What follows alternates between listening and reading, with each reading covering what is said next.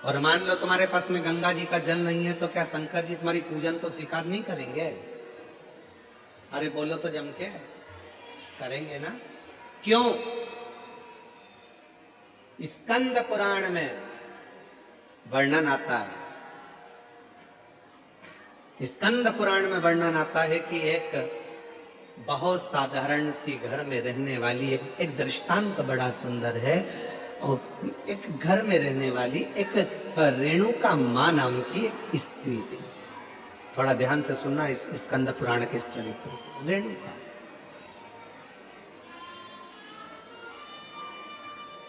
वो रेणुका मां के पास में कुछ भी नहीं था।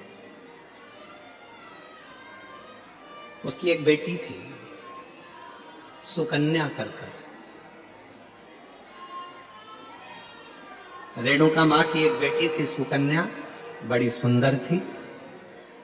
और रेणुका मां भी शंकर भगवान की पूजन करती थी और सुकन्या भी शिव जी की पूजन करती थी। सरल विधि से पूजन करते थे। मंदिर जाते थे तो जाते जाते कोई वृक्ष की पत्तियां मिल जाती थी, वो शिव जी को चढ़ा देते थे।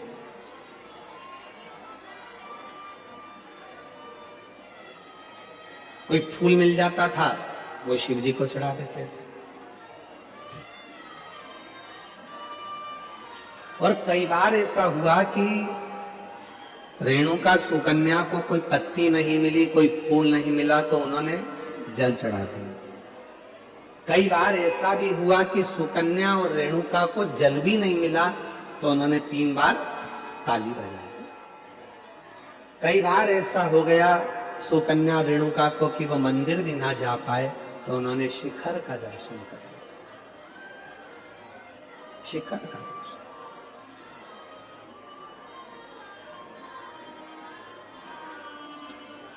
एक दिन रेणुका और सुकन्या दोनों बैठी हुई थी, और रेणुका सुकन्या बैठी हुई थी, और वहीं से एक संत का निकलना हुआ। बड़े विरक्त संत थे, शंकर जी के परम भक्त थे वो भी। स्कंद पुराण का ये बहुत सुंदर दृष्टांत है, अपनी जिंदगी में उतारिएगा। रेणुका सुकन्या बैठी है और वहीं से संत का निकलना हो रहा। विरक्त थे, शिव के परम उपासक थे। उनके मुख से नित्य प्रति ओम नमः शिवाय, ओम नमः शिवाय, ओम नमः शिवाय, ओम नमः शिवाय जपा करते।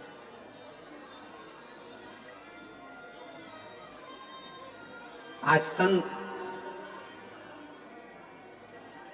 भिक्षा मांगने के लिए रेणुका और सुकन्या के घर पर पहुंच गए। आवाज लगाई, माता भिक्षाम दे, माता भिक्षाम दे, भूख लगी है, थोड़ा अन्न का भाग दीजिए।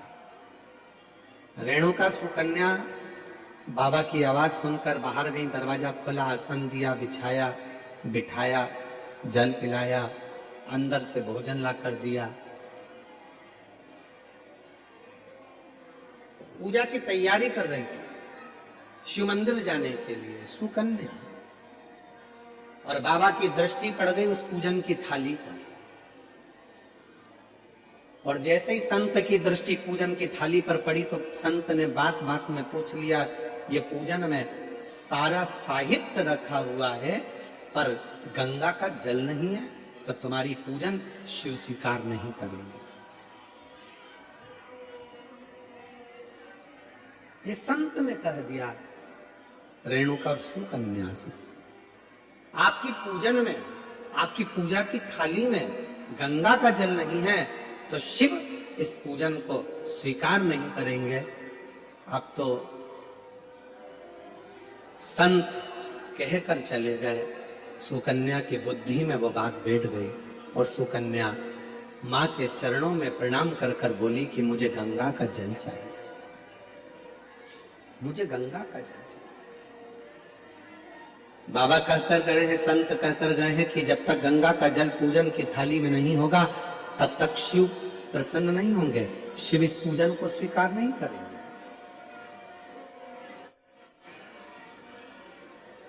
अगर भगवान शंकर को पूजन स्वीकार करना है, अगर भगवान शंकर को पूजन स्वीकार करना है तो गंगा का जल का होना जरूरी है। स्कंद पुराण कह रही है कि सुकन्या और रेणुका दोनों आंखों में जल भर ली। कहा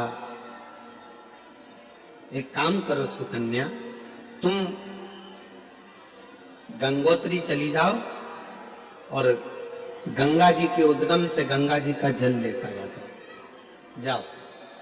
सुकन्या हाथ जोड़कर बोली, मां मैं अकेली कन्या, मैं अकेली स्त्री गंगा का जल लेने के लिए कैसे जाऊंगी?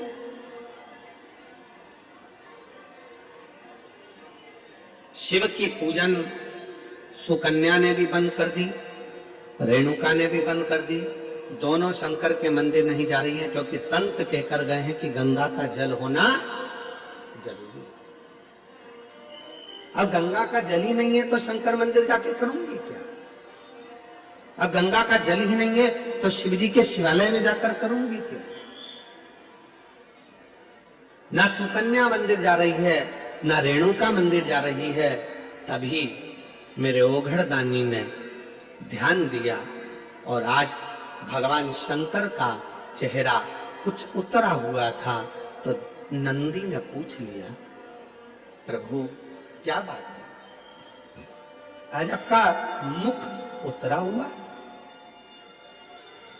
आज आपका चेहरा उतरा हुआ है, प्रभु क्या बात है? भगवान देवादिदेव महादेव ने कहा, नंदी एक रेणुका और एक सुकन्या एक गांव में निवास करती हैं, उनके पास में जो होता है वो मेरा श्रृंगार करती हैं, पूजन करती हैं। एक संत भिक्षा मांगने के लिए आए थे और वो उनको ज्ञान देकर चले गए, उनको बताकर चले गए।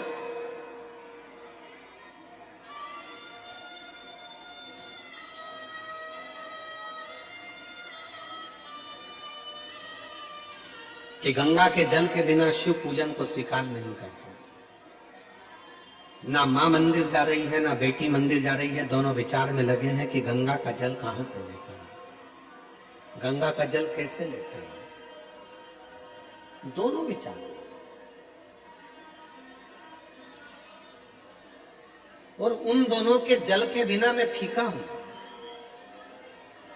तभी भगवान शिव के पास से नंदी दौड़ कर गए, आप चिंता मत करो, आपका चेहरा उतरा हुआ देखकर, मुख उतरा हुआ देखकर मुझे अच्छा नहीं लग रहा।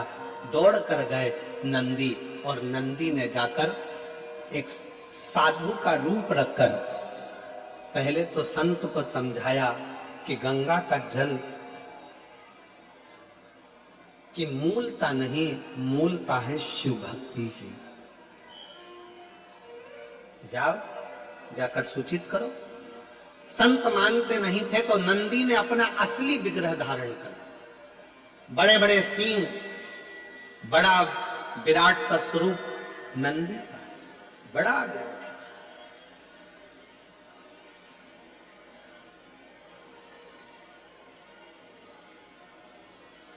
और इतना विराट स्वरूप नंदी का था, इतना विराट स्वरूप नंदी का था, नंदी जैसे ही सामने जाकर उस संत के खड़े हुए और अपनी पूंछ का एक बाल संत के ऊपर जो घुमाया, इतने में संत जमीन पर पड़ गए, हाथ जोड़कर बोले, मुझसे क्या गलती हो गई? तो नंदी ने कहा, गलती केवल एक हुई है कि वो पूजन करने वाली जिस भाव से पूजन करती थी, जैसी मंदिर जाती थी, जो जिस भाव से पूछता था, उसकी पूजन तुमने बंद करा दी, केवल एक गंगा के जल के लिए, कि पूजन में गंगा का जल होना जरूरी है। जाओ।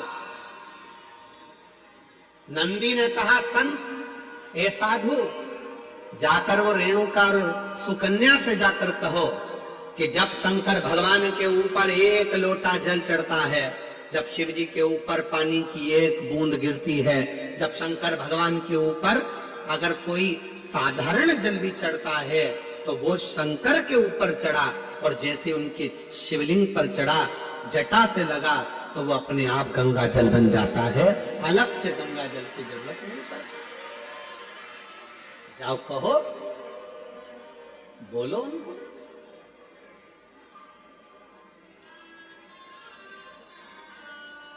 कहाँ से लाऊं गंगा, कहाँ से लाऊं यमुना, कहाँ से लाऊं गंगा, कहाँ से लाऊं यमुना, कहाँ से लाऊं सरयू आपार पड़ी ले, भोले तेरी सेवा हमसे न बनी रे, शिव शंकर तेरी सेवा हमसे न बनी रे। गंगा का जल मूल नहीं, मूल है आपके हृदय का